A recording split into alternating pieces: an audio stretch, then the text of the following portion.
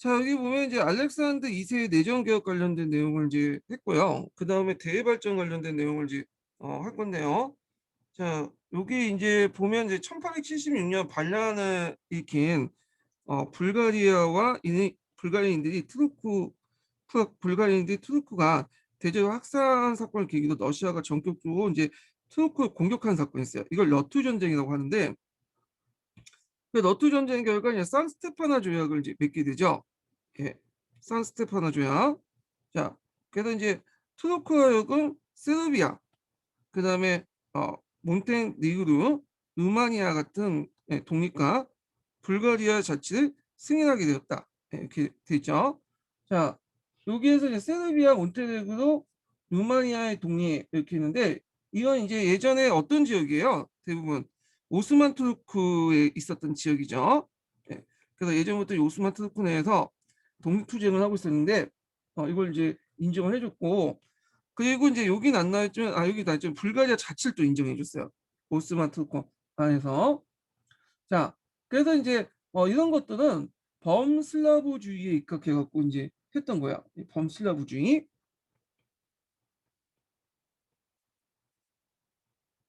근데 이 문제는 그 당시 이제 불가리아가 문제야. 이 불가리아의 자치 인정해 주는데 그 불가리아 영역이 너무 큰 거야.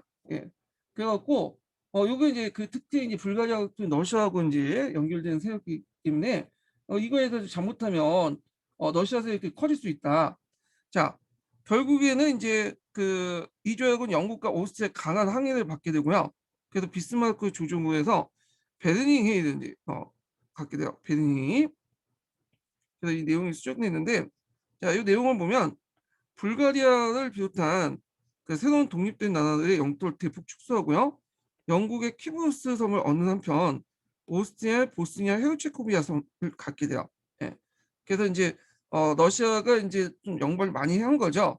예. 그래가지고 특히 불가리아 같은 영토가 컸기 때문에 축소시켰고 그다음에 이제 영국 같은 경우에는 이제 흑해 방면을 해갖고 이제 러시아가 막는 내용을 막기 위해서 그 길목에 있는 키프섬을 이제 갖게 되고요.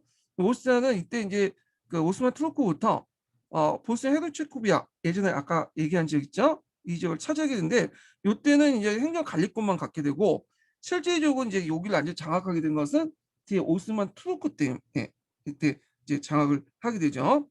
자, 그러면 지금까지 이제 좀 했던 이제 남아 정책 관련된 내용을 한번 좀 표로 이제 비교를 좀 해볼게요. 자, 여기 보면 이제 그리스 독립전쟁 때 이제 러시아가 도와줬잖아요. 그래갖고 러시아가 이제 아드리아포에서 합평조약을 이제 맺게 되는데 이때는 터키하고 흑해나 보스포리오스, 다르데네스 해협의 자유통행권을 획득하게 되고 그 다음에 이제 이집트 투르크 전쟁을 하게 돼요. 이때. 예. 그래서 이집트하고 투르크 간의 전쟁에서 이제 뭐냐면 러시아가 개입을 해서 그 당시 보스포러스 해협이나 다른 해협의 중립화 뭐 이런 것들을 이제 하게 되고 크리미아 전쟁 아까 지냈죠. 크리미아 전쟁에서 파리 조약을 맺게 되고 너투 전쟁에서 산 스테파노 조약을 하게 되죠. 예. 그리고 이제 루마니아, 세르비아, 몬테네그로 독립, 불가리아 자치영화, 그래서 발칸 반도에서 번슬라브를 내세워서 러시아 세력이 확대되고 그런데 이제 이거에 대해서 영국과 오스트리아가 항의되니까 비스마르크가 조절해서 베르린 계기를 통해서 산 스테파노 조약이 파기되고요. 발칸 삼국의 독립이 승인되고 그 다음에 불가리아 영토가 축소됐다. 이렇게 보시면 돼요. 예. 자, 그 다음에 이제 다시 넘어가서요. 개론설 좀 볼게요. 자, 알렉산더 2세가 암살당하고 나서 이제 뒤이은 게 알렉산더 3세인데 이 알렉산더 3세는 앞에서 얘기한 좀 반동 정치를 하게 돼요. 그래서 알렉산더 3세와 니콜라스 1세는 극도 반동화시키는 전제 정치를 한층 강하고 자유주의를 철저히 탄압을 하기 시작했다. 예. 그런 가운데 농민은행이 설립되고요. 농민들의 어떤 상한금 지불이 용이해지고 여성 노동자와 노동 시간의 단축 등 약간의 개량이 없지 않았다. 특히 1890년대 러시아에서는 산업혁명이 본격화되는데 자 이때 이제 본격적으로 진행될 수 있었던 것은 그 당시 이제 프랑스 자금들이 들어왔기 때문에요. 프랑스 자금들이.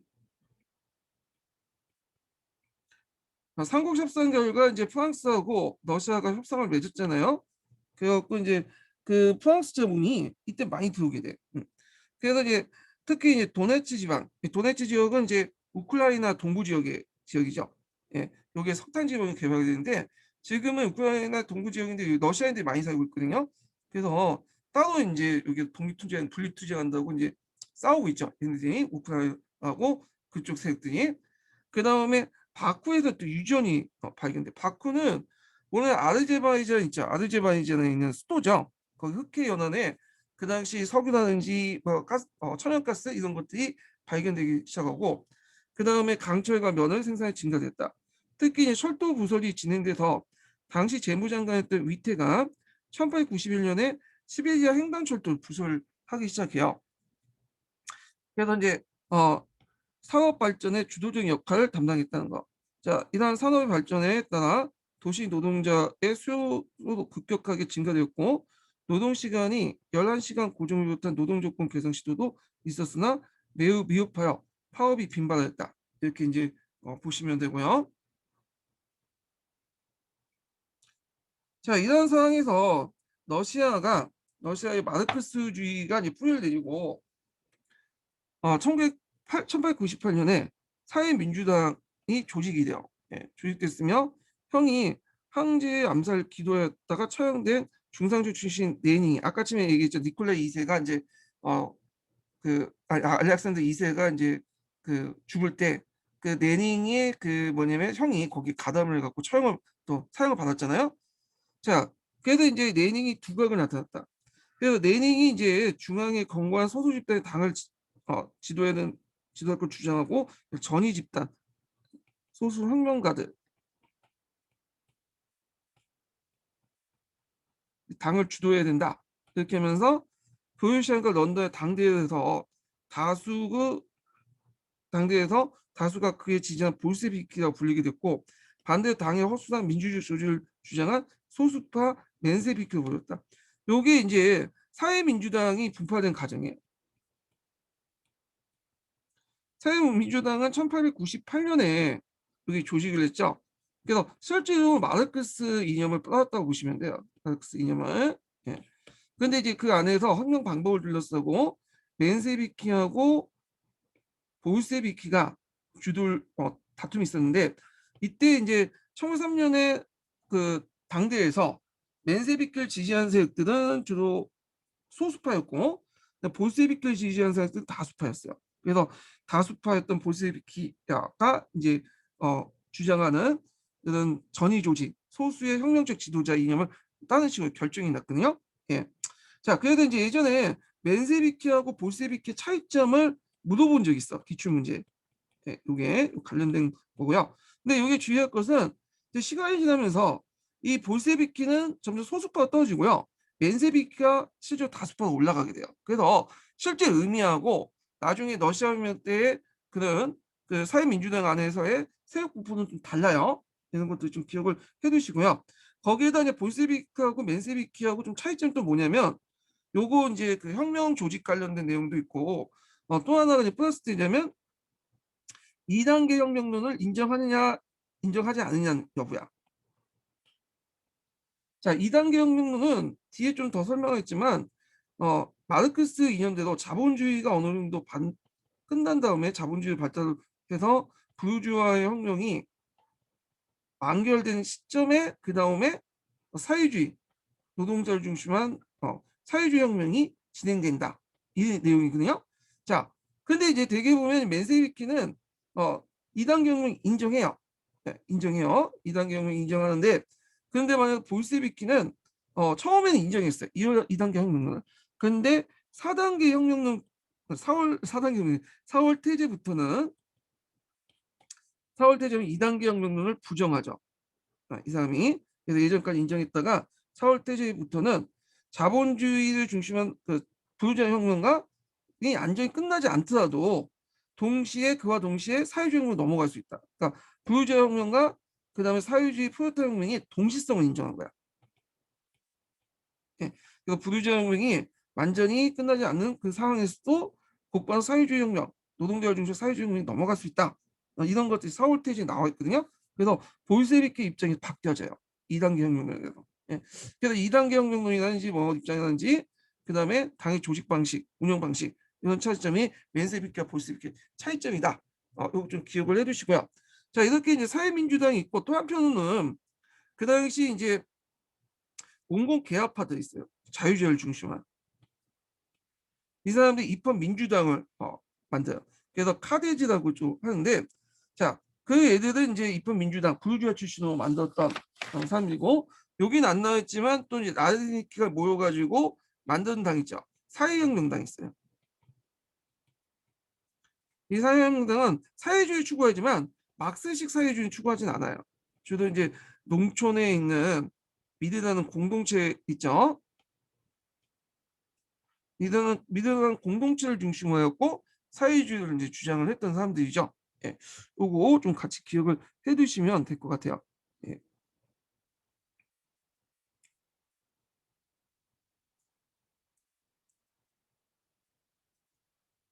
자, 그래서 이제 이렇게 한번 봤고요. 예. 자, 19세기 이제 사회와 문화를 이제 좀 볼게요. 19세기 사회 문화. 요 앞에 뭐 19세기 인구 동태와 도시화인데 이거 볼 건 없어요. 다만 이제 산업혁명 이후 예전에도 얘기했지만 인구가 상당히 기하급수로 증가했거든요. 이거 도시화도 됐고요. 뭐 이런 내용들인데 뭐 각자 보시고 쭉쭉 넘어가서 사회 구조와 이제 계획 관련된 내용도 뭐 그냥 각자 보세요. 예. 그래서 이런 것도 이제 보시면 되고요. 다만 이제 여기 이제 489페이지에 보면 20세기 때 이제 도시의 중산 계급들이 뿌띠 뿌러주아들이 등장을 했다. 그래서 이런 것도 좀 기억을 해두시면 될 것 같고, 그래서 사회 초 중산 계급이 등장을 했다는 거. 예. 그 다음에 이제 뒤에 넘어가서 쭉쭉 넘어갈게요. 뭐 거기까지 가족 생활은 각자 보고 어디까지 넘어 자연과학 발달 넘어가죠. 자연과학 발달. 자, 몇 페이지 펴보시냐면 493페이지 펴보세요. 자연과학 발달. 예. 제가 첫 번째 시간에 그 인증번호를 얘기를 안 해드렸어요. 그래갖고 이제 두 번째 인증번호 알려드릴게요. 두 번째 시간에 첫 번째 인증번호 알려드릴게요. 첫 번째 인증번호는 55번입니다. 예. 첫 번째는 55번이요. 자, 19세기를 과학의 세기라고 이제 칭하게 돼요. 예. 그래서 이 시기 때 뉴턴이 대해 자연과학과 기술의 발달이 눈부실 정도로 현저했고요. 그 발달 속도는 날이 갈수록 가속화 됐다. 자, 이러한 과학기술의 발달은 근대 유럽 문화의 가장 중요한 내용이 하나이며 유럽으로 하여금 가장 일찍이 산업혁명, 즉 산업화를 이룩하고 그로써 산업과 물질 문명이 있어 선진적인 지위를 차지할 수 있게 하였다. 그래서 이제 자연과학은 뉴턴의 이성의 시대를 부르는 18세기 이후에도 계속 발달했다. 그래서 이제 그 발달 내용이 있는데 뭐 천문학에 프랑스의 라플라스 같은 게 있어요. 뭐 이건 그냥 일단 보시고 스웨덴의 뭐 니나라는 사람이 그 당시 이제 18세기 때 동물 및 식물을 분류해서 뭐 나침 명칭을 붙였다. 이런 그래서 생물학 토대를 마련했다는 거. 그 다음에 이제 여기 또 그렇게 19세기 들어와서 다인이라는 사람이 나와요. 이 사람은 좀 중요하죠. 다인의 진화론이 이제 주장해. 자, 그래서 이 사람은 자연 도태라는 방법의 종의 기원, 주로 종의 기원이라는 책을 발표해서 생물이 그 장기적으로 걸쳐 단순한 것부터 복잡한 것 진화되는 선을 주장하고 이 진화 과정을 설명해서 생존 경쟁, 적자 생존, 자연 도태라는 개념을 제시해요. 그래서 얘네 이제 여기 종의 기원 보면 원숭이로부터 우리 인간이 나왔다. 인간이 진화됐다. 뭐 이렇게 이제 얘기하는데 자, 여기 좀 잘못된 게 뭐냐면 여기 적자생존이라고 되는데 이 적자생존은 좀 잘못된 거예요. 이거는 다인이 주장하지 않고 뒤에 스펜스라는 사람이 주장한 거예요. 이거는 적자생존보다는 자연선택이라는 게 맞아요. 정확한 자연선택. 이게 정확한 표현이에요. 적자생존이 뭐고 자연선택이 뭐냐? 적자생존은 그 A와 B가 있어요. A가 B가 있는데 얘는 우수하고 얘는 열등해요. 그래서 서로 경쟁을 해서 우수한 얘가 자연도태하고 얘가 살아남아갖고 진화한다. 이런 논리야. 자, 이거는 스펜스가 이제 얘기했던 건 사회적 다연주의에서 나온 건데 이런 식으로 이제 얘기를 하면 이제 같은 인간이라도 백인종과 흑인종이 있으면 백인종과 흑인종이 경쟁해서 흑인종이 우수하고 백인종이 우수하고 흑인종이 열등하잖아요. 얘네 입장을 때는 그래서 흥행 중에 열등한 애들이 도태한다. 그러면 뭐 강한 민족과 약한 민족이 있으면 약한 민족이 열등하니까 도태된다. 이런 게 적자 생존이야. 예. 근데 생존 자연 선택은 뭐냐면 이런 개념이 아니라 어떤지 그 A라는 부모 세대가 있으면 그 다음에 B의 자식 세대가 있어요. 근데 A에서 B로 넘어갈 때 유전자가 99.9%를 이어받거든요. 별로 변한 게 없지만 가끔마다 0.1%, 0.01%의 돌연변이들이 출현해요. 부모와 좀 다른 유전적 성격을 갖고 있는 돌연변이 선택하는데 그 돌연변이 중에 상당수가 다 세트하지만 그 중에 일부는 자연환경, 그 당시 자연환경과 맞아 떨어져 갖고 뭐냐면 어, 자연 선택에서 얘네들이 살아남는 거야. 그리고 그 유전자가 계속 또 후세 유전이 되고요. 예. 뭐 이런 게 그러니까 이제 적자 생존의 개념이 아니에요, 이거는요. 그러니까 그렇게 살아남은 돌연변이들은 우연찮게 그냥 어떤 목적성 없이 우연찮게 그때 환경에 그냥 맞아가지고 살아남은 거지. 나머지 그런 개체보다 더 우월하기 때문에 살아난 건 아니에요. 예를 들어서 뭐 길목 자동차 도로가 잘 안 돼 있는 그런 좁은 비포장 도로에서 자전거와 자동차가 있다고. 그럼 여러분들 뭘 선택하겠어요? 자전거를 선택하겠죠. 왜냐면 자동차 가지고는 운행을 제대로 못 하잖아요. 예. 자, 그런데 자전거가 자동차보다 더 우월하다? 이런 식으로 말할 수가 없죠. 예, 그거는 그냥 우월과 열등을 떠나서 어떤 환경에 어느 개체가 더 적합하냐. 이런 것들이 자연 선택에 의해서 화난 거죠. 그래서 적자 생존의 개념하고는 좀 다른 거다. 그래갖고 다인도 그걸 염두에 뒀어. 이거 잘못하면 이제 이 자연 선택을 마치 적자생존처럼 이렇게 이제 오해할 수 있을 것 같아서 그, 객체를 논할 때, 진화를 논할 때 우등이나 열등이라는 말을 하지 않았어요. 예, 이 말을. 근데 다인이 그런 의도는 바라지 않았지만 다인의 의도대로 가진 않았죠. 그걸 이제 뭐냐면 다인의 진화론을 사회학적 개념으로 적용한 사람이 있어요. 이게 중요해. 이걸 사회적 다인주의라고 하죠. 그래서 다인의 전개된 생물학적 개념을 사회학이나 인간학에 적용해서 사회적 다인주의를 했는데, 자, 이 사회적 다인주의의 대표적인 사람이 아까지 언급한 그 영국의 스펜스야. 스펜서. 이 사람들이 주장해.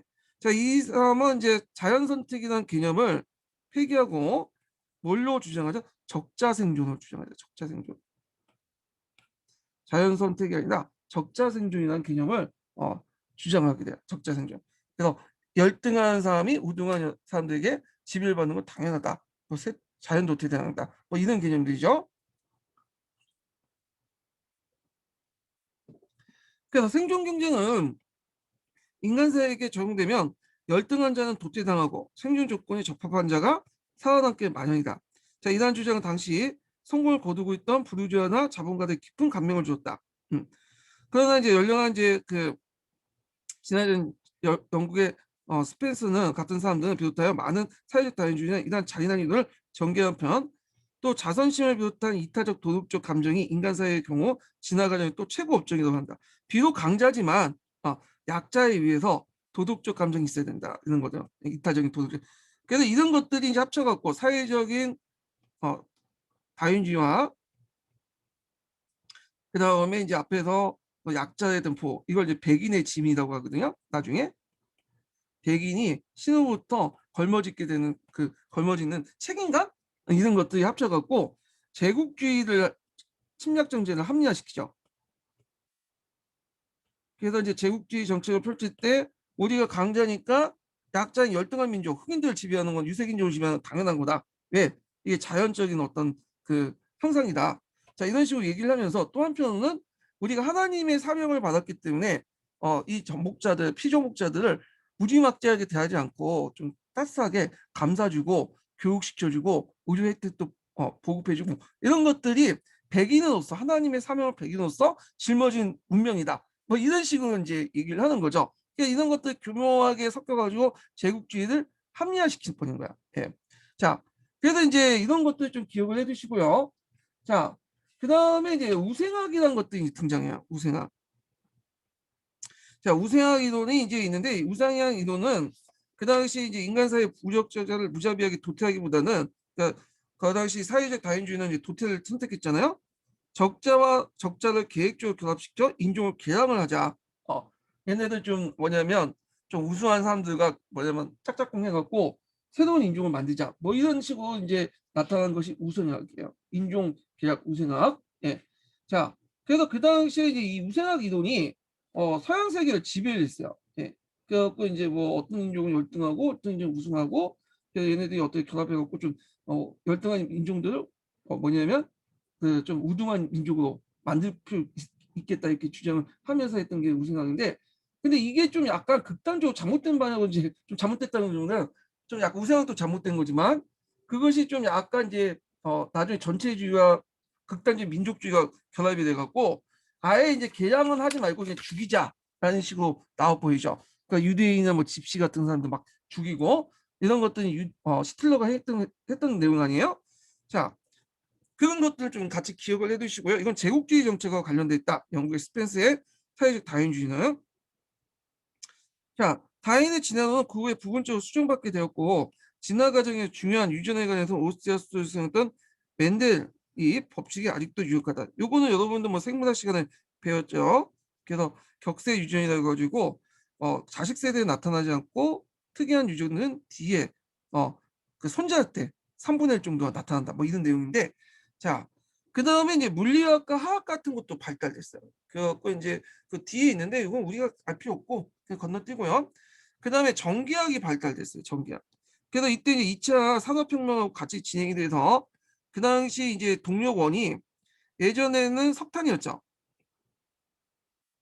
산업혁명 당시에. 근데 제2차 산업혁명 때는 전기하고 그 당시 석유가 주 동력원이 되는데 이 전기가 이제 동력원 사용할 수 있었던 것은 그 당시 전기학이 발달됐기 때문이에요. 그래서 이제 영국의 패러다이라는 사람이 전동기와 발전기의 기초 이론을 쌓았고요. 그 전기학 발달을 통해서 통신도 발달되죠. 그래서 모스가 전신을 발명을 했고 그다음에 벨이 이제 전하를 이제 발명했고 그다음에 이탈리아의 마르코니가 무선 전신을 발명을 했죠.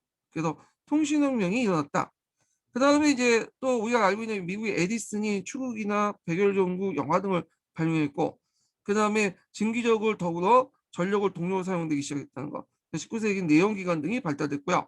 그다음 이 시기 때는 또 X선 같은 것들이 발달됐어. 그래서 여기 보면 나트캔이 이제 그 X선을 발견했고 그 다음에 이제 뭐 키리 부인도 있죠. 키리 부처도 부부죠. 그래서 이렇게 있고 그다음 화학도 발달됐어요. 그래서 화학 발달 관련된 내용인데 이 화학 발달은 후에 이제 산업혁명과 연결돼서 그 근대사회 발달에 크게 영향을 줘요. 그래서 제2차 그 산업혁명 같은 경우에는 이렇게 이제 화학공업의 발달에 영향을 줘요. 이런 것들 2차 산업혁명인데 그래서 중화학공업을 발달하는데 큰 영향을 줬다. 이렇게 보시면 되고 그 밑에 의학도 발달돼서 영국의 제너에 이제 종두법 같은 거 있죠. 그래서 천연두 같은 걸 말살시킬 때 이 종두법이 되게 중요하죠. 그래서 이때 백신도 만들고 그러잖아요. 그리고 이제 파스테르의 이제 그 세균설이 주장되면서 감염병 치료를 성공했고 코우의 결핵균이 발견돼서 세균학이 발달됐다. 뭐 이런 것도 있어요. 예. 자, 그래서 그 당시 세균을 위한 질병들 이런 것들이 많이 항생제가 개발되면서 퇴치됐다. 이런 내용들이에요. 자, 그 다음에 탐험가 운하를 볼게요. 자, 과학과 교통기관 그리고 통신기술의 발달은 지리산의 발견이 돼 미지의 세계에 대한 탐험심을 새롭게 자극했다. 그래서 이제 그 19세기 때 후반에 영국의 전도사였던 리빙스턴과 미국 신문사 위촉으로 그 행적을 쫓던 스탈린이 그 빅토리아 호수라는 내륙 지방에서 깁스를 돌아서 뭐냐면 그러니까 만나게 돼. 근데 원래는 이제 리빙스턴은 선교 목적으로 이제 아프리카 내지까지 들어가게 되죠. 원래 아프리카는 이렇게 보면 되게 유럽인들은 되게 북아프리카 지역에서 많이 있었죠. 그래서 사하라 사막 이북 지역은 이미 예전부터 고대 시대 때 알려진 지역이고 여기에 유럽인도 많이 살았어요. 이때 유럽인은 이제 백인들을 얘기하죠. 예, 코카소스 계통의 인종들이 많은데 근데 문제는 이제 사하라 이남 지역 같은 경우에는 그 당시에는 이제 여기가 잘 알려지지 않았고 나중에 대항해 시대 때도 여기 해안 지역에서만 있지. 여기에서만 이제 주로 이제 노예나 이런 것들 거래를 하지. 요 내지까지는 못 들어갔어요. 요 내지까지는. 왜 못 들어갔냐면 여기 이제 풍토병이 되게 심했어. 특히 모기, 모스키토에 의해서 전파된 말라리아가 있었어요. 근데 여기 있는 사람들도 말라리아 많이 걸리는데 아프리카인들도 근데 얘네들은 좀 약간 말라리아에 이제 약간 네, 이렇게 좀 견딜 수 있는 이제 그런 그 것들이 있죠. 예. 근데 얘네들 백인들은 말라리아에 걸리면 거의 100% 치사야. 그렇기 때문에 여기까지 안 들어가 내륙까지. 그래서 이제 못 들어갔는데 이때 이제 리빙스턴 사람이 이걸 극복하고 그냥 들어간 거야. 그래서 연락이 끊어졌어. 그러니까 이제 사람들이 관심을 갖겠죠. 이 사람 어디 있냐, 어디 있냐, 아프리카에. 그래갖고 이제 그 당시 스탠린이 아, 미국 신문사의 위촉을 받고 그의 행적을 이제 찾아가기 시작한 거야. 그래서 결국 내지까지 들어가게 되죠. 그래서 빅토리아 호수에서 우연히 이제 있는 그 멍하니 쳐다보는 그 빅토리아 호수를 보고 있는 리빙스턴을 발견을 하게 된 거죠. 그래서 운명적인 만남이 된 거예요. 그래서 이 사실이 이제 뭐냐면 미국이라든지 유럽의 신문에 실리기 시작해 데서트피라고. 그래서 이때부터 이제 아프리카 내지에 대해서 사람들이 이제 유럽인들이 알게 된 거야. 예. 거기다가 이제 그 내지까지 못 들어가는 이유 중에 말라리아라고 했죠. 근데 말라리아 치료제가 개발이 돼요. 뒤에 좀 얘기하겠지만 그래서 이제 서양 제국주의 국가들이 이제는 그 해안가뿐만 아니라 요 내륙까지 막 들어가서 여기 식민지를 막 삼기 시작하죠. 예. 자, 그래서 이제 이렇게 있고 20세기 초에는 미국의 해군 피어리가 3회에 거쳐서 북극을 탐험한 끝에 드디어 1909년에 드디어 극지에 도달했고요. 1911년 연말에는 노르웨이의 아문센이 그 남극에 도달했고 이보다 늦게 이제 영국의 스콘이 남극을 도달했다는 거. 예. 그래서 이제 이렇게 있고요. 자, 근대 들어와서 이제 유럽 각국은 경제 개발을 위해서 국내 하천과 하천의 바다 연결 운하를 파기 시작했는데 이때 대표적인 운하가 이제 스웨즈 운하고 그 다음에 키엘 운하도 있지만 또 밑에 파나마 운하가 있어. 예. 이 스웨즈 운하하고 이 파나마 운하는 되게 유명하죠. 일단 스웨즈 운하부터 볼게요. 미래인 교과서 162페이지 잠깐 펴보세요.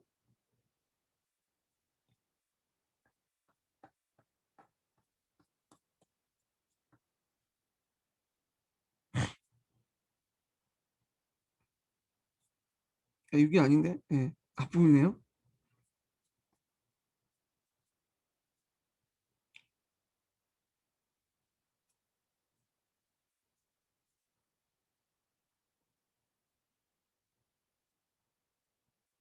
자, 여기 보면 이제 내용을 보면 파나마 수에즈 운하가 보이죠?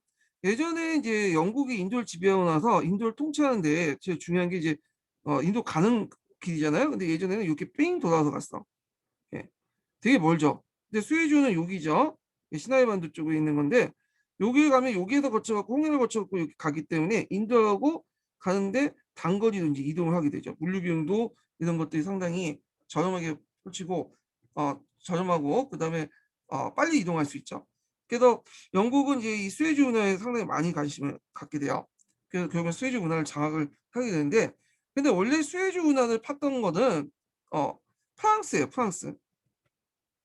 프랑스가 랍세스가 그 당시 이제 그 토목공사에서 수에즈 운하 건설을 하게 되는데 문제는 그 막대한 공사비 때문에 문제가 된 거야. 그래서 건드리지 못하니까 그것을 이제 뭐냐면 영국이 되겠다고 하니까 영국한테 이제 수에즈 운하를 넘기고 그때는 영국과 이집트가 이제 반반 부담하는 넘겼는데 나중에 영국이 이제 이집트 지분까지 갖게 되면서 수에즈 운하를 차지하게 되는 거죠. 예. 그리고 그 당시 이제 그 아라비 파샤 운동이 일어나니까 이걸 진압하고 나서 영국을 이집트 영국의 보호국을 만들어버려. 그러니까 보호국은 식민지는 아닌데 실질적으로 영국이 이제 거의 통제를 하는 국가예요. 오지시고 따지면 이제 그 1905년에 을사조약을 맺었잖아요. 그 계기로 이제 통감부가 설치되죠. 그래서 1955년부터 1910년까지 일본의 보호국이 되잖아요. 조선이 이거와 비슷하다고 경우라고 보시면 돼요. 물론 1920년에 들어가면 독립시켜주긴 하지만 자, 그러면 읽어볼게요. 자, 오스만 제국의 지배를 받고 있는 이집트는 이집트에서 1805년에 총독이 된 모하메드 알리 이 사람을 좀 애워두셔야겠죠. 이 사람이 이제 이집트에서 근대화 운동을 전개를 했는데 자, 그는 학교와 공장을 세우고 담배와 면화 등 상품작물을 지배하면서 경제적 성장을 도모했다. 자, 그 다음에 이집트 퇴수가 된 모하메드 사이드는 프랑스 제안으로 수에즈 운하를 건설했고 그다음 막대한 공사비 때문에 재정난을 겪게 되고 결국에는 수에즈 운하의 경영권을 넘기게 되었다. 자, 이후 이집트가 외세의 내정 간섭을 받게 되자 알라비 파샤가 이집트인에게 구원을 내세우고 외세 배격 운동을 주도하여 헌법을 제정했으나 곧 영국에게 진압당했고요. 그리고 1914년 영국의 보호국이 됐고, 요 수에즈 운하는 한동안 이제 영국 수준에 들어갔죠. 이집트가 독립한 후에도 수에즈 운하를 계속 갖고 있다가 나중에 이집트의 이제 대통령이었던 나세르가 이제 수에즈 운하를 국유화시켜 버리죠. 일방적 통구로. 그래갖고 이제 영국과 프랑스와 그 당시 또 이스라엘과 이제 손을 짜고 이주를 공격해. 그게 이제 제2차 중동 전쟁이잖아요. 네, 제2차 중동 전쟁은 영국, 프랑스, 이스라엘군이 이겼지만 국제주 욕을 더럽게 얻어먹었어요. 예. 그리고 이제 영국과 미국이 개입해갖고 수에즈 운하 그냥 국역 인정해라. 결국에는 영국, 프랑스가 압박을 받고 물러난 사건이죠. 그래서 나세드가 국민 영웅이 되고, 그래서 그 전까지는 영국 손안에 있었어요. 이 수에즈 운하가. 예. 그러면 또 하나가 이제 뭐냐면 파나마 운하거든요. 다시 이제 돌아서 자, 이 파나마 운하는 파나마 대서양과 태평양을 연결하는 운하예요. 그래서 이 운하도 처음에는 랍세스를 중심한 프랑스에서 처음에 이렇게 했어요. 근데 이 파나마 운하는 수에즈 운하와 좀 다르게 뭐냐면 이 중간중간 산이 있어요. 그래갖고 수에즈 운하처럼 이렇게 뭐냐면 땅을 파가지고 운하를 만들 수가 없어. 산들이 있기 때문에. 그래서 이제 계단식으로 운하를 만들었죠. 그래서 배를 이렇게 올리고 그다음 물을 채워갖고 또 올리고 이런 식으로 운하를 만들었는데 파나마운하를. 그래서 원래 프랑스가 이제 그걸 건설했다가 앞에 예전에도 얘기했지만 실패했어요. 왜냐하면 여기 말라리아가 너무 많기 때문에 인부들이 많이 죽어 들어가. 그래서 돈이 많이 들어가고 그래서 프랑스가 포기를 하고 다시 이제 이걸 콜롬비아가 그 당시 이제 거기 땅이 주였는데 콜롬비아 정부한테 넘기는데 콜롬비아가 뭐 파나마 운하를 먼저 전개했으면 돈도 없겠죠. 기술도 없고. 그러다가 미국이 이제 콜롬비아 들어가서 너네들이 이제 요 파나마 운하를 뭐냐면 운하의 그 개통권을 나한테 다 주면 내가 너네들한테 돈을 주겠다. 이렇게 딜을 걸었죠. 근데 콜롬비아 의회에서 너무 돈이 좋다 해서 미국의 요청을 거절해 버린 거야. 그러니까 미국이 이제 뚜껑이 열렸죠. 그래가지고 그 당시 이제 파나마 지역이 원래 콜롬비아의 한 지역이었거든요. 근데 그 파나마 지주들 모아놓고는 유지들 모아놓고 돈을 주는 거야. 너네 파나마 독립운동해라. 응? 콜롬비아 분리운동하면 미국이 지지해주겠다. 그래서 얘네들 돈 받고 이제 왜냐면 독립운동을 하고 결국엔 파나마가 콜롬비아에서 독립해 나간 거야. 그리고 나서 신생 파나마 정부 당연히 친미 정권이겠죠. 얘네들하고 조약을 맺게 돼. 그래서 좀 돈 약간 넘겨주고 요 운하의 어떤 개발권과 그리고 99년 동안 조차권을 얻게 돼요. 그래서 파나마 운하를 중심에 했고 양쪽 2km 파나마 운하지대라고 하죠. 이 지역을 99년 동안 미국이 조치를 하게 돼요. 그럼 파나마 운하는 미국에 상당히 필수적인 게 뭐냐면 일단 여기 동부 지역에서 서부 지역 갈 때 기차를 타고 가잖아. 횡단출도. 근데 너무 물류 비용이 너무 많은 거야. 예. 그리고 이제 많은 물동량을 싣기 위해서는 배가 제일 중요하거든요. 그런데 이 파나마 운하가 있으면 여기를 통해서 이렇게 건너가잖아. 근데 없으면 남아프리카를 돌아서 이렇게 아메리카를 돌아서 가잖아요. 그 물류 비용에서 싸게 먹히게 된 거예요. 자, 하여튼 이런 파나마 운하와 스웨즈 운하가 개통이 됐다. 이렇게 좀 보시면 되고 중간에 이제 북해와 발트해 연안에 케아 운하가 있어요. 좀 알려지지 않지만 스코틀랜드 북쪽 지역에 이런 운하도 개통이 됐다는 거. 자, 철학 같은 게 볼게요. 철학은 이제 19세기 들어와서 그 칸트를 중심으로 간념론 철학이 등장하거든요. 예, 어제 많이 들어봤죠? 예, 역조론에서 많이 들은 거잖아요. 간념론 철학은 형태는 그 대륙의 합리론을 빌렸어. 그렇지만 내용은 그 영국의 경험론을 빌렸죠. 그래서 붕어빵으로 설명하죠. 붕어빵 틀은 합리론이고 그 내용에 이제 콩팥이 들어갈지 콩팥이 아니라 팥이 들어갈지 예 그리고 이제 여러 가지 뭐 치즈가 들어갈 거지 경험론이야. 이 두 개가 합친 게 간념론인데 자 이 칸트부터 시작한 독일의 간념론은 피에테와 그리고 헤겔을 거쳐 가지고 그 이제 절정을 다해요. 헤겔의 철학은 논리학, 법철학, 역사 철학을 다방면에 걸쳐 있고 이 사람이 유명한 게 이제 전반합의 논리잖아요. 변주법 철학을 이제 체계화시켰죠. 그는 그의 세계관 세계 정신이 스스로 나타난 가정이며 그 가정은 변주법이라는 동적인 발전 개념을 제시했다. 그 역사 발전은 기존 신 정가 태제와 그래도 반태제, 안티태제의 대립과 이를 지향하는 진태제 성립으로서 가정의 영속이라 봤다. 그래서 번증법적 발전 개념은 역사와 사회 발전을 이해하는 데 새로운 시야를 열어줬으며 마르크스에 심대한 영향을 끼쳤다는 거. 해겔은 알렉산더와 카이셔르, 나폴레옹 등 세계적 영웅을 세계적 영웅을 꼽고 국가의 중요성을 강조하기 위해서 20세기 독재체 사상의 사상적 선구로 해석되지만 그가 이제 생각하는 최종적인 정치적 딘테이지 마지막 그 완성된 형태 간접적이거나 자유주의인 프로이센 국가였다. 예. 그래서 이제 프로이센은 국가 이념에 되게 충실한 사람이었다. 그런데 이게 중요한 자유주의야. 그래서 이게 독일의 간념의 특징 중에 하나인데 얘네들 계속 탄압받잖아요. 그러니까 영국과 프랑스처럼 자유주의를 몸으로 하는 게 아니라 행동을 하는 게 아니라 탄압을 때니까 말은 못하고 행동 못하고 머릿속에 간념으로 자유를 추구하는 거예요. 간념적으로 이제 받아들인 거죠. 말로만 하지, 그러니까 말과 행동을 못하니까 간념으로 하는 거야. 이걸 자유주의를. 네. 자, 하여튼 이런 것들인데 여기에서 예전에 한번 기출문이 나왔어. 자, 보편적 법칙을 제공했다는 거. 이때 보편적 법칙이라는 것은 역사 발전 과정을 범준법적으로 봤죠. 예, 정박, 합의 어떤 대입 투쟁으로 봤죠. 자, 이게 이제 예전에 기출문이 나왔어요. 고대사 그 고대 역사가들 있죠. 막 비교하는 문제가 있어요. 이게 공군형 기출문제 있을 거예요. 거기에 관련돼서 꽁투가 나왔어요. 한번 아니 꽁투가 아니라 저기 그 누구야 해길이 나왔죠. 해길이. 자, 그 다음에 이제 계속 보면 프랑스에서는 독일과 달리 꽁트가 이제 실존주의를 주장하죠. 우리가 이제 실존주의 하면 우리는 이제 랑케나 그 다음에 이제 신실존주의 이런 사람들이 많은데 실존주의 출발은 콩트에 된 거예요. 이 사람은 사회학자도 평가받죠. 자, 그래서 그에 의하면 인간의 인식은 신학적, 형이상적 및 실증적 세 단계를 거쳤다고요. 신학적 인식은 이 세계를 신이 지배했던 인식이야. 중세 시대 때를 얘기하죠. 형이상적 인식은 이 시기를 합리주의가 추구하는 거야.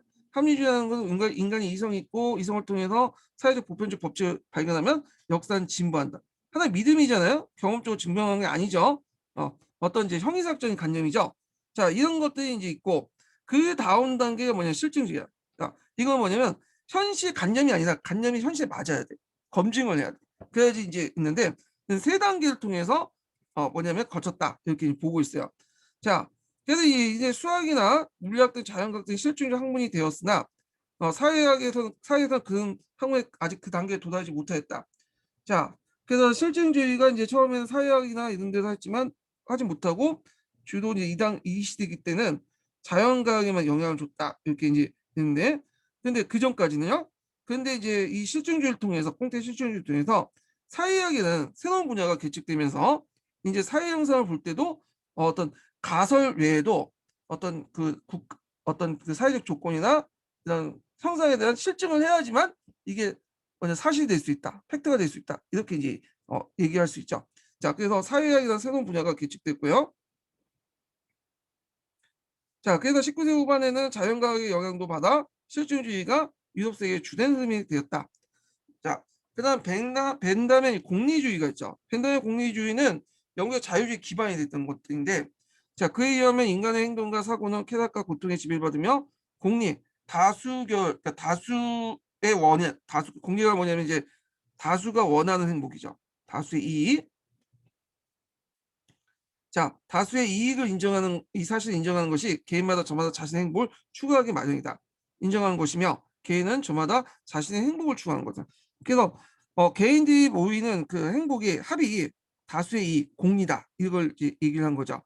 그러나 소수의 행복의 추구는 다수의 행복을 성사시키면 안 되며 그리고 어, 입법과 사회 공적의 목표는 최대 다수의 최대 행복이라고 주장했다. 자, 그의 철학은 영국의 자유주의 개혁의 사상적 밑받침이 되었으며 그 자신이 원혼과 감옥 같은 현실적 개혁안이 많이 제시되기도 했다. 그래갖고 이제 요거는 이제 꼭 벤담과 관련된 거예요. 근데 여러분들이 뭐 윤리학 시간에 배웠지만 벤담은 이제 양적 공리주의라고 하죠. 근데 저번 시간에 설명했던 밀은 왜 이상을 비판하면서 질적 공리주의를 주장하죠. 배부른 돼지보다는 배고픈 소크라테스가 더 낫다. 이렇게 주장하면서 최대 다수의 행복보다는 각자 행복을 더 중요시 여긴다. 또 이렇게 이제 얘기를 하고 있어요. 예. 뭐 이렇게 있는데 뭐 이건 철학적인 거니까 그래서 건너뛸게요. 예. 그다음 역사의 발전 볼게요. 자, 역사 발전 과정에서 이제 최대 공헌했던 사람은 독일의 랑케죠. 보통 우리가 이제 근대 역사의 출발점이 독일의 랑케로 보고 있잖아요. 예. 그래서 랑케가 이제 문헌 고증사학을 이제 창실했죠. 또는 뭐 실증사학이라고 또 하는데 어떤 분은 거의 여기다 이 랑케는 실증사학자가 아니다 이렇게 주장을 하는 분도 있더라고요. 왜냐면 이게 이제 랑케 사학이 일본을 통해서 들어왔어요. 그래서 일본이 그걸 받아들일 때 그 랑케 사관을 실증사관이라고 잘못 오용했다. 그래서 이게 우리나라에 알려지면서 실증사관으로 이제 알려진 거다 이렇게 얘기하는데 이거는 그냥 학문적인 논쟁이기 때문에 그냥 여기는 그 당시 문헌 고증사학, 실증사학 이렇게 그냥 인식을 하시면 될 것 같아요. 이 랑케가 실증사학자냐 아니냐 가지고 시험 문제는 안 나오겠죠. 이런 거는. 예. 자, 하여튼 독일의 랑케에서 과학적 역사가로 발전했다. 랑케의 역사는 여기 서양사보다는 어디와 관련되어 있냐면 역교론하고 관련되어 있어요. 역교론 문제. 역교론 사학사와 관련되어 있죠. 근데 서양사에도 랑케가 한번 언급됐어요. 예. 그래서 이제 그 예전에 09년에 기출 문제 때 아까 얘기했던 고대 역사학자하고 비교하는 문제가 있어. 예. 그래서 랑케하고 비슷한 성향을 갖고 있는 사람이 그 그리스 역사 철학자 중에 역사자 중에 투켄티데스가 있죠. 펠로폰네소 전쟁사 쓴 예. 철저한 사료 고증을 강조하는 것들이 랑케하고 비슷하죠. 그래서 투켄티데스를 보통 이제 고대 시대 때 랑케라고 하죠. 예. 자, 하여튼 한번 좀 읽어볼게요. 야, 랑케는 역사가의 주관이나 시대의 평균을 배제하고 엄밀한 사료 비판을 통해서 과거가 본래 어떠한 상태에 있는가를 객관적으로 밝히는 거야. 자신을 이제 죽이고 사실을 통해서 얘기를 하는 거죠. 그래서 이걸 역사인물하고 주장했다. 랑케에 뒤이어 독일에서 물려지만 프랑스와 영국에서는 역사 연구에 큰 성향을 이뤘고, 자, 이렇듯 19세기 역사학은 크게 발전한 것은 한국의 전반적인 융성과 관련돼 있지만 특히 앞에서 언급한 낭만주의가 큰 역할을 해요. 중세와 고대를 이제 연구를 하는 과정에서 민족 정신을 발견하고 이게 민족주의에 연결돼 있죠. 그러면서 역사학이 발달됩니다. 그리고 랑케의 역사학도 포이센의 어떤 민족주의 역사가 이런 걸 강화시켰다고 보시면 돼요. 예. 그래서 그 낭만주의 민족주의의 자극이 컸다. 그리고 민족주의와 낭만주의는 서로 결합하여 정치면에서 보수적인 성향을 갖는 한편 민족이나 과거에 대한 정통을 관심을 돌리고 계몽사상을 멸시했던 중세 문화에 대해서 새롭게 봤다. 그래서 계몽사상은 이제 이성을 강조했잖아요. 중세는 감성을 강조한 사회다. 그래서 중세는 이성과 뭐냐면 그 근현대보다 열등한 사회가 아니라 좀 더 독특한 그 시대상을 가지고 있다. 그래서 이제 이 중세를 상당히 강조하는 게 또 낭만주의고 그다음에 랑케 역사에도 그걸 강조하고 있죠. 그다음에 낭만주의와 민족주의가 랑케 역사에 또 영향을 미치는 데 반해서 또 하나 더 영향을 미쳤어. 이게 역사주의야. 예. 이 역사학파라고 또 하죠. 역사주의, 역사학파라고 하는데 이게 뭐냐면 자, 이거는 그 보편적 법칙을 중요시 여기잖아. 이 세상에 보편적 법칙이라는 건 존재하지 않고 개체의 개별성을 강조해요. 개체가 형성하는 과정에서 어떤 문화적, 사회적 이 환경들이나 조건들이 중요하다는 거야. 이게 무슨 말이냐? 자, 그래서 예를 들어갖고 이제 경제학에서도 이런 걸 강조하는데 뒤에 나와 있지만 경제학에서 이제 리스트나 노쇼 같은 사람은 이 사람은 다 이제 독일 쪽의 학자예요. 이 사람들이 주장한 게 뭐냐면 보통 그 당시에 보편적 법칙을 뭘 강조해? 자유무역을 강조했어요. 자유방임주의. 근데 자유무역을 이제 강조를 했는데 문제는 이걸 독일이나 다른 나라에 적용하다 보니까 이게 안 맞는 거야. 그러니까 이제 얘네들 이건 자유방임주의 우리 안 맞다. 역사주의 입장에서 개체 개별성, 독일 상황에 맞는 프랑스의 상황에 맞는 그런 것들을 뭐냐면 맞게 경제 정책을 추구해야 된다. 이런 식으로 논리가 나오게 되죠. 그래서 경제학에서도 이런 그 뭐냐면 그 역사주의 학파들이 등장을 하게 돼요. 이런 이유로 리스트나 놀수 같은 사람이 또 법학에서도 독일이나 뭐 각기 특이에 맞는 프랑스의 특유에 맞는 그 법을 만들어야 된다는 역사학파들이 등장을 했고요. 그래서 역사학파, 역사주의는 그 역사학뿐만 아니라 경제학이나 법에도 영향을 미쳤다. 각 민족의 독특한 개별적인 어떤 특징들 이런 것들을 강조하는 것이 역사학파다 이렇게 보시면 될 것 같아요.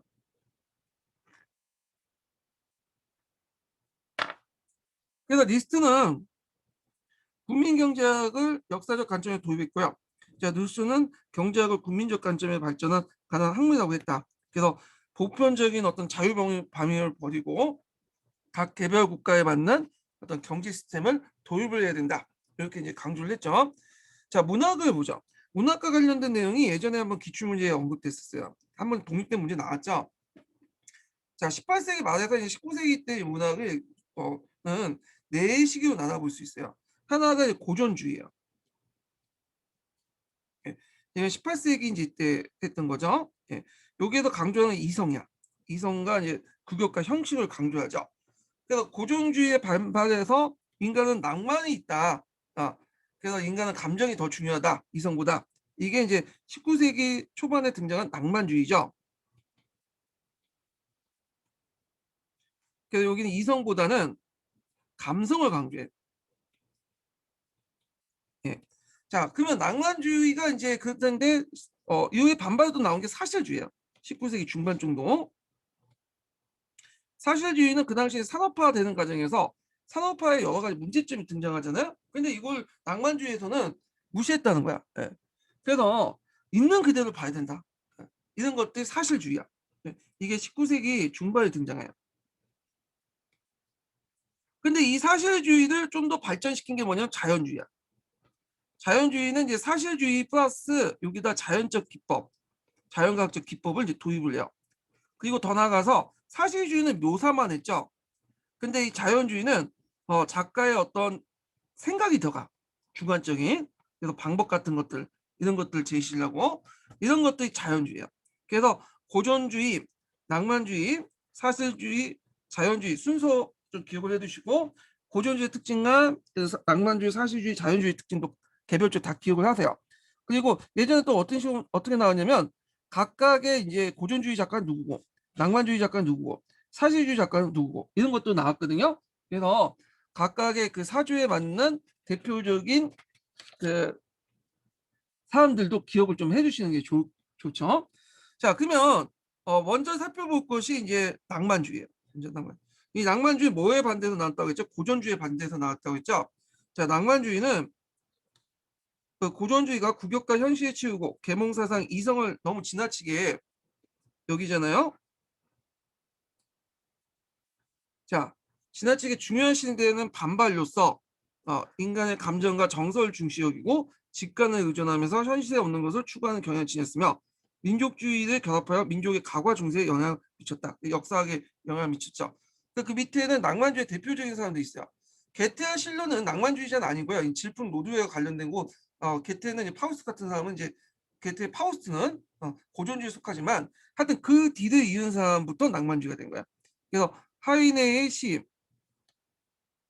그다음 노바리스의 소설, 그리고 크라이스트의 극작을 등에 만발하였고, 그리고 프랑스는 독일의 낭만주의를 얘기하고 프랑스는 파리의 노틀담의 위고, 빅토르 위고도 유명하죠. 적각의 스탠다드, 이 대표적인 낭만주의도 꼽을 수 있다. 영국에선 시의 어주워드와 바이런, 테니스가 있는데 이 사람은 중에 바이런은 좀 기억을 해주실 수 있겠죠. 이 바이런은 낭만주의 시인으로서 그리스 독립투쟁에 들어가요. 참여하죠. 거기에서 이제 그 전쟁에 참여해갖고 전사를 했죠. 이 사람은. 이렇게 했고 러시아에선 푸스킨 이런 사람이 대표적인 사람이에요. 그래서 이 사람은 러시아 국민문학에 길을 넣었고요. 그 다음에 이제 낭만주의 다음에 19세기 중력에 낭만주의 비판하는 게 등장하죠. 요게 이제 사실주의야.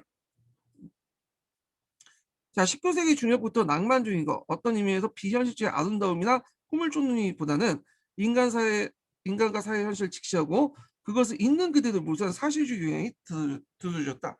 자, 이것은 다시 이제 자연주의와 연결돼 있죠. 그래서 이제 여기에서 이제 사실주의 작가들이 쭉 나와 있는데, 요거 이제 그 쭉 있죠. 영국의 디킨슨부터 해서 프랑스의 발자크, 는 낭만주의 시대에 이미 소설을 쓰기 시작했고 따라서 낭만주의 영향을 찾아볼 수 있으나 디킨스는 당시의 유럽 사회의 어떤 세태를 예리하게 사실주의 모사했고, 그래서 이제 발자크는 인간 시극이라는 이름을 지는 일련의 소설에서 프랑스 중산 계급의 생활을 리얼하게 묘사했다는 거. 그다음 프랑스 소도시의 평범한 의사 부인의 낭만적인 동면과 좌절을 그린 프로베르의 보바르 부인 같은 것들이 사실주의의 대표적인 작품이었고요. 자, 그 다음에 그러나부터가 이제 이렇게 쭉 나온 게 일부 작가부터가 쭉 왜냐면 자연주의. 그래서 사실주의에도 좀 더 발전된 게 자연주의거든요. 그래서 사실주의가 인간과 사회현실 그대로만 모사하는데 그치는 데서 불만 붙고 거기에 작가 인간관 내지 인생을 보태고 자연과학적 수법을 구사했다. 그러니까 사실주의를 바탕으로 해서 플러스된 게 두 가지가 있죠. 작가의 인간관과 인생관 그리고 자연과학적 수법 이런 것들이 플러스된 게 자연주의야. 그래서 이제 그리하 탄생한 자연주의는 산업혁명으로부터 초래된 사회 변화에 대한 깊은 관심을 가졌을 뿐만 아니라 거기에 잠재된 문제들까지 제시했다. 그래서 자연주의 과학적 수법 중에 이제 의사가 진료하는 것들 포함해 의사가 이제 병을 보고 병에 대한 처방을 하잖아요. 예, 진단하고 마찬가지로 작가는 그냥 모사하는 뿐만 아니라 사회적 사회적 문제의 원인이 뭔지 진단하고 의사가 치료하는 것처럼 작가도 그런 뭐냐면 해결책도 제시를 해줘야 된다. 이런 관점을 가지고 있어요. 그러니까 대표적인 자연주의 작가로서 이제 프랑스 에미 졸라 이 사람은 꼭 기억을 해두세요. 예. 에미 졸라는 이제 나는 규탄한다, 나는 교발한다는 드레프시 사건하고 또 연결돼 있죠. 제르미나와 이 사람이 또 제르미나뿐만 아니라 목로주점이라는 책도 있어요. 예. 제르미나하고 목로주점 요 기억을 해두시고 요 사람이 예전에 기출에 나왔던 거야. 이 사람이. 근데 이 기출 문제는 이게 사실주의도 나왔는데 사실주의는 아니고요. 정확히 말하면 자연주의 작가죠. 자연주의 작가. 자, 그리고 독일의 하우프트만은 집조궁에서 노동자의 어려움 처지를 그렸으며 역시 졸라는 목록 주점에서 그리고 하우프트만의 해뜨기 전에서는 인간의 타락한 모습을 그렸다. 네, 뭐 이런 것도 있고요. 자, 그 다음에 이제 문학사주의 변화는 가운데 프랑스의 보드레가 이제 악의 꽃, 뭐 이런 것들을 이제 시집에서 매우 특이한 시의 세계를 뭐 창조를 했고 그 외에 쭉 있는데 요거는 뭐 각자 읽어보세요. 프랑스의 모파상도 있고 여기에 그 다음에 여기 쭉 보면 노르웨이의 입센이 있어. 인형의 집. 요에서 인형의 집에서는 정통과 인습을 타파한 신여성을 그렸다. 요 입센의 그 뭐냐면 인형의 집은 좀 기억해 두실 게 뭐하고 기억해 신문화 운동하고 관련돼서 기억을 해주세요. 중국의 신문화 운동에서 이 노르웨이 입센의 인형의 집이 번역해서 들어왔거든요. 그러면서 중국의 여성 해방에 크게 기여했다. 그리고 이게 이제 유교 비판하고 또 연결돼요. 여성을 억압하는 가족제도. 그래서 요것이 이제 있으니까 신문화 운동과 좀 관련돼서 보시고요. 그다음에 그 밑에 이제 도스토옙스키가 있죠. 도스토옙스키의 제아벌. 그리고 이제 뭐 카라프의 형제는 인간과 영혼 문제를 다뤘다. 네. 그래서 당대 러시아 사회를 모사했다는 거. 그다음에 톨스토이 같은 사람도 있고 뭐 이렇게 있고요. 자, 그다음에 이제 미술과 음악은 중요한 것만 읊어드릴게요. 뭐 이게 중요한 건 아니니까 나올 가능성이 없으니까. 예. 크게 이제 순서가 19세기 때 낭만파, 낭만주의 영향을 받은 거죠. 게다가 이것도 마찬가지로 사실주의도 등장해. 있는 그대로 그려야 된다. 그리고 나서 이 사실주의 반발해서 등장한 인상파야. 인상파. 그리고 또 인상파가 좀 발전된 후기 인상파. 이렇게 있죠. 그래서 후기 인상파나 인상파 이런 사람들은 그 일본의 우키우에 또 영향을 받았다고 그래요. 일본 사회 좀 얘기할 때 또 해야겠지만 우키요 같은 이제 그런 거에 영향을 받았다. 자, 그래서 이제 그 초창기 때는 낭만파가 이제 주를 이뤘고요. 그 다음에 사실주의 화가들이 등장을 했고, 예, 그래서 현실 있는 그대로 그냥 보여준 거죠. 예, 그래서 이제 좀 사회 비판적으로 이제 썼고, 근데 이 인상파들은 이제 좀 이 사람은 그대로 사진처럼 그리는 게 아니라 그 일종의 강선을 구성색도 분해하여 몇천 개의 점으로 나타나요. 보는 사람이 일정한 거리를 두고 재구성한 독특한 화법을 구성했는데 제가 미술사를 전공하지 않았기 때문에 미술에 대해서 좀 무지하기 때문에 하여튼 있는 그대로가 아니라 자기의 어떤 인상을 바탕으로 자기 눈에 비치는 인상을 바탕으로 그렸다. 뭐 그 정도만 기억을 해두시면 될 것 같아요. 그래서 주관적 인상을 대담하게 모사했다. 이렇게. 자, 그 다음에 그 밑에 대표적인 사람이 쭉 나오죠. 인상파학으로서 세잔이라든지 고갱, 고흐 같은 사람들이 이런 사람이 대표적이고요. 자, 음악 같은 경우에는 이제 뭐 낭만주의 음악이 이제 있었고 거기에 대표적인 사람들이 쭉 나와 있는데 이 낭만주의 음악은 19세기까지 우리까지 지속됐고 독일의 브람스 고전 형태의 형식 속에 강한 낭만적 정서를 담고 독일의 바그너도 중세의 정서를 주제로 극과 음악을 결합시켜 종합 예술로서 장대한 악극을 내렸다. 자, 독일의 바그너는 그 당시 이제 누구한테 영향을 줬냐면 히틀러에게 영향을 줬어요. 히틀러에게. 예. 이 바그너의 그런 작품을 많이 봤다고 해요. 그 오페라들. 그래서 이 바그너가 이제 프로이덴 1세 있죠. 호hen슈타인마의 프로이덴 1세가 있잖아요. 중세 시대 때. 이 프로이덴 1세를 바탕으로 해서 또 역사 오페라도 만들고 그랬어요. 그걸 히틀러가 많이 봤고 프로이덴 1세가 이제 붉은 수염이라 갖고 이게 상징 붉은 수염이잖아요. 바로바로사라고 또 하죠. 그 히틀러가 이제 그 영향을 받았고 나중에 이제 독서전 할 때 소련을 침공한 그 작전명을 바로바로사라는 명칭을 땄다고 그래요. 독일 바그너가 히틀러의 어떤 민족주의에 어떤 큰 영향을 줬다. 독일 민족주의 영향에 그 히틀러의 독일 민족주의 영향에 큰 영향을 줬다. 이렇게 보시면 될 것 같아요. 자, 그다음에 뭐 여러 작품도 있는데 그냥 각자 보시고 이 넘어가서 이제 현대사 넘어가죠. 현대사 제국주의. 자, 이 제국주의를 넘어가기 전에 제국주의의 경제적 바탕이 됐던 것이 2차 산업혁명이죠. 2차 산업혁명. 이건 예전에 한번 얘기했을 거야. 보통 우리가 이제 산업혁명을 칭할 때 오리지널 산업혁명 있잖아요. 18세기 때부터 형성된 오리지널 산업혁명을 그냥 산업혁명을 하고 뒤에 이제 산업혁명을 제2차 산업혁명. 자, 이거는 뭐와 연결되냐면 제국주의와 연결돼요. 제국주의와.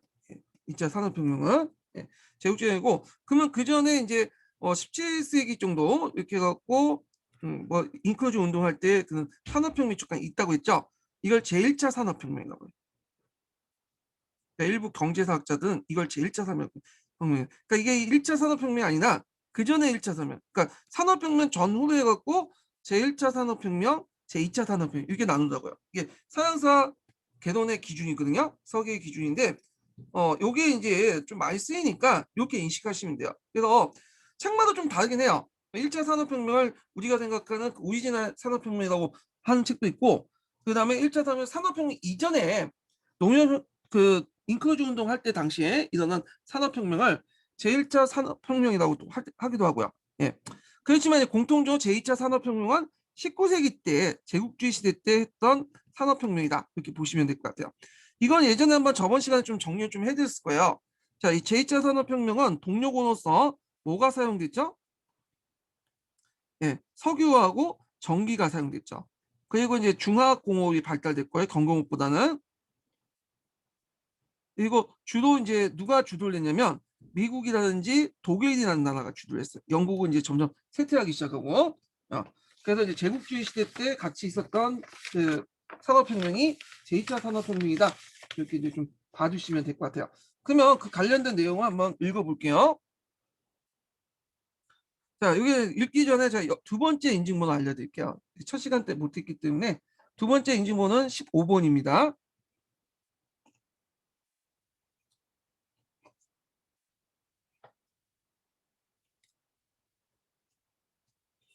자, 영국에서 시작된 산업혁명이 프랑스와 벨기에, 독일 등에 확산되면서 성장을 계속했던 유럽 경제는 1873년부터 약 20년 동안 불황기를 맞이했다. 보통 자본주의 사회에서는 이런 공황, 불황들이 주기적으로 일어나요. 경제학을 좀 공부하시면 아실 거예요. 예. 19세기 말에 유럽은 이 불황을 벗어나면서 산업상의 커다란 발전과 도약을 맞이해요. 과학적 발명과 기술 혁신이 진행된 이른바 제2차 산업혁명이라고 한다. 그래서 이제 종전의 산업혁명, 그러니까 오리지널 산업혁명이 증기력과 석탄을 동력으로 삼았죠.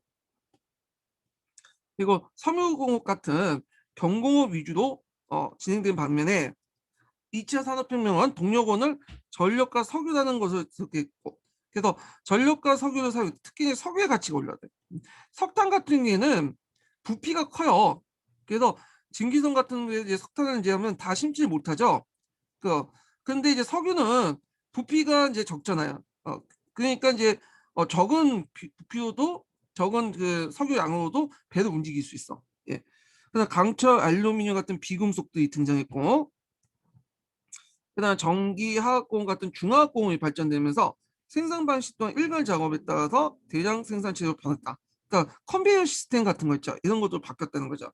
그래서 기업과 공장의 규모도 대규모화되었다. 그러면 여기에 대한 특징이 이제 이런 공업들 있죠.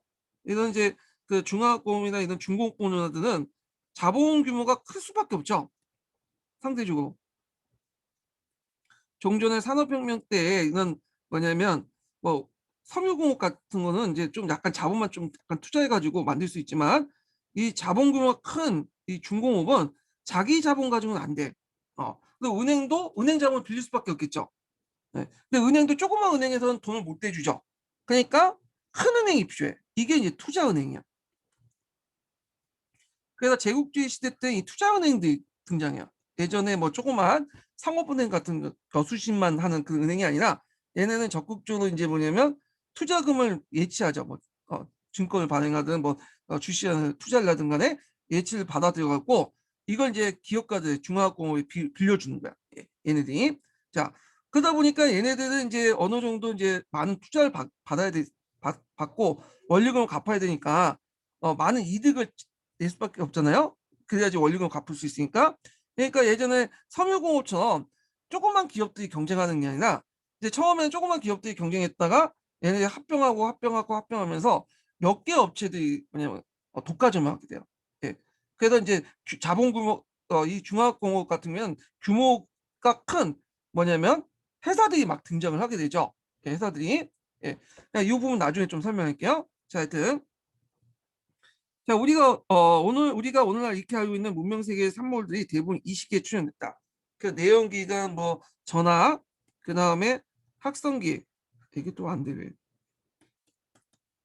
자, 학성기, 추구기, 그다음 무선 전신, 전등, 전차와 자동차, 압축 공기로 채운 타이어, 자동차, 그 다음에 타이프라이터, 뭐 값싼 대중용 신문지 등등 이런 것도 있었고, 또 이제 2차 산업혁명 기간 중 그보다 또 앞선 시기에 출현했으며 1903년 라이트 형제가 또 비행기가 있죠. 이 비행기가 1차 세계대전 때 사용되죠. 원래 정찰기로 사용됐다가 여기에도 이제 폭탄을 터뜨리게 되죠. 게르니카 같은 데서.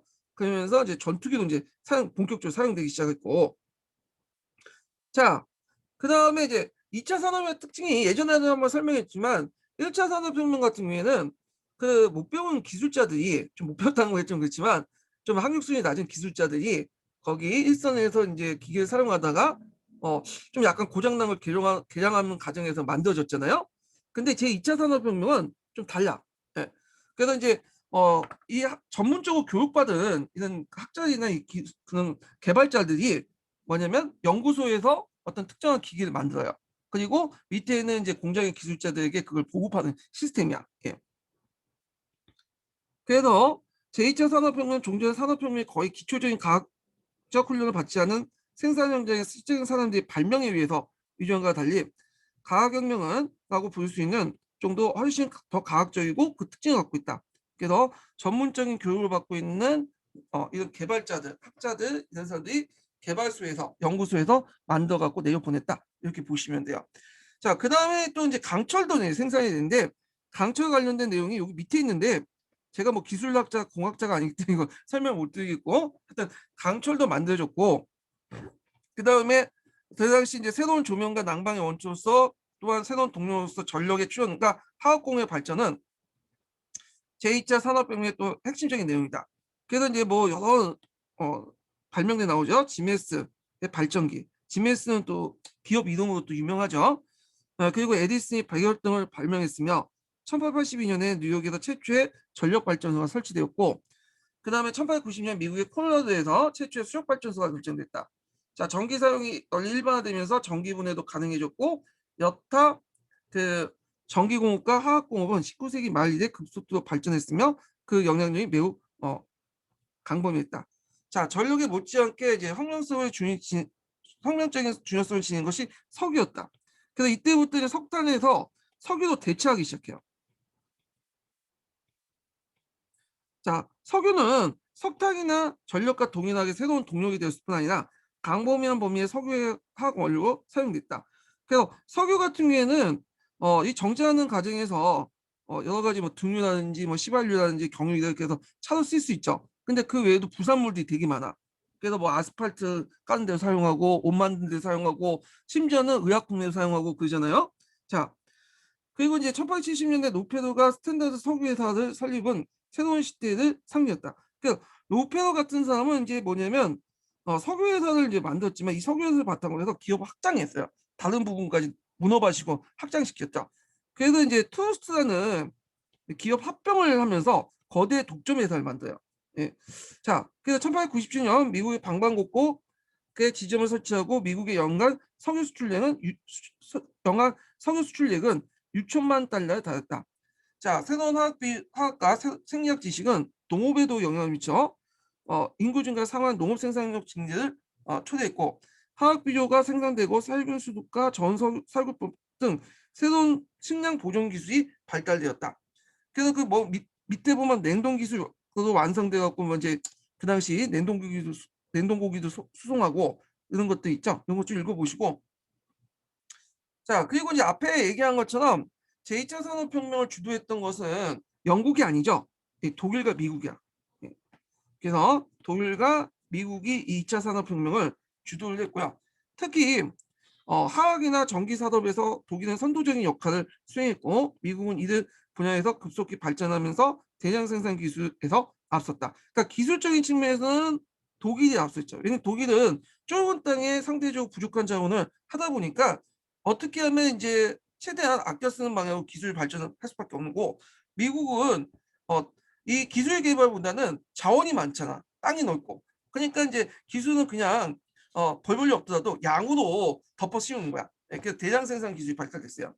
자, 하여튼 그냥 세계 경제의 중심이 급속하게 미국과 독일로 이동하고 영국과 프랑스는 선진 산업 국가의 지위는 아직도 유지하고 있으나 그 지위는 상대적으로 하락했다. 실질적으로 이제 1913년 미국의 공업 생산량은 전 세계 공업 생산의 3분의 1을 초과했으며 이제 세 개의 공장이 된 거죠. 그것은 영국, 독일, 프랑스 공업 생산을 합친 것에 약간 미단한 것이다. 특히 이제 1차 세계대전, 2차 세계를 거치면서 미국이 공업 생산량이 거의 그 6, 70%가 도달돼요. 전 세계 공업 생산량이. 네, 물론 이제 나중에 이제 일본이나 중국한테 뺏기지만 하여튼 2차 세계까지 그랬다는 거죠. 자, 제2차 산업혁명의 과학적, 기술적, 그리고 상업상의 변화는 구질서를 용이하고 신질서를 낳게 하는 촉매 작업을 했으며 그것은 우리가 잘 알고 있는 현대 세계의 출발점이 됐다. 자, 제2차 산업혁명으로 유럽의 생산 능력은 거대하게 증대하고 이에 따라 전반적으로 급속한 생활 수준 향상을 가능케 했다.